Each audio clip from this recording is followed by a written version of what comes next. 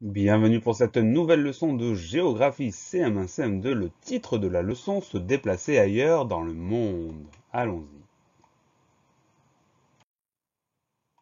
Dans cette leçon, nous allons associer deux compétences. Je comprends l'importance de la gestion des déplacements dans tous les pays du monde. Je connais les enjeux du déplacement dans d'autres lieux. Se déplacer à Los Angeles. Donc notre premier exemple, c'est Los Angeles. Los Angeles est une ville très étendue. Donc c'est une ville des États-Unis sur la côte ouest. Elle est très étendue, elle est très grande. Elle mesure 85 000 km² et elle est très peuplée, 18 millions d'habitants. À Paris et sa banlieue, on compte 10 millions, donc c'est presque deux fois plus grand que Paris en termes de nombre d'habitants. Voilà une photo de la ville de Los Angeles avec la légende qui explique les différents points qu'on voit sur cette photo, les habitations, l'autoroute, les immeubles et gratte-ciel, et enfin le ciel.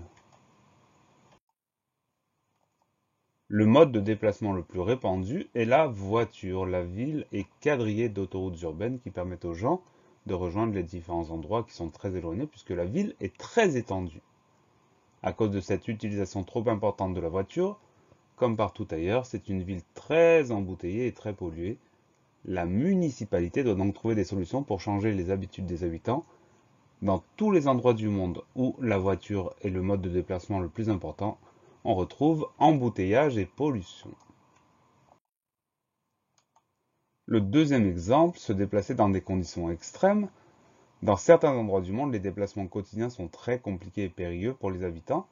Certains enfants doivent parcourir de longues distances et affronter des dangers pour se rendre à l'école. C'est ce qu'on a pu voir sur les vidéos de ces jeunes gens qui, pour se rendre à l'école, franchissent des kilomètres, parfois au péril de leur vie. Donc là, tout ça, c'est pour nous montrer qu'il y a un écart extraordinaire entre les grandes villes où la voiture crée des embouteillages et de la pollution et des endroits très reculés dans le monde où se déplacer met la vie des gens en danger.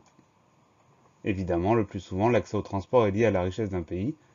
Plus un pays est riche, plus les transports sont présents et diversifiés. Plus un pays est pauvre, plus les transports sont inexistants ou très mal organisés. La leçon est finie. Pensez à réviser, pensez à vous entraîner et à bientôt sur la classe plus.